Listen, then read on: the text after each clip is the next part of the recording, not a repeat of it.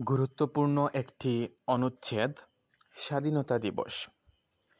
স্বাধীনতা দিবস আমাদের গৌরবের একটি দিন। ১৯৭১ সালের ২৬শে মার্চ প্রথম প্রহরে শেখ মুজিবুর রহমান বাংলাদেশের স্বাধীনতা ঘোষণা করেন। ১৯৭১ সালের ২৭শে মার্চ চট্টগ্রাম কালুরঘাট বেতার কেন্দ্র থেকে শেখ মুজিবুর রহমানের পক্ষ থেকে জিয়াউর রহমান বাংলাদেশের স্বাধীনতার ঘোষণাপত্র পাঠ করেন। এই স্বাধীনতার ঘোষণার পর দেশের মানুষ মুক্তিযুদ্ধে ঝাঁপিয়ে পড়েন।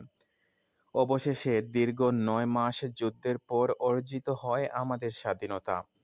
৩০ লক্ষ শহীদ ও ২ লক্ষ মা বোনের ইজ্জতের বিনিময়ে অর্জিত হয় আমাদের স্বাধীনতা।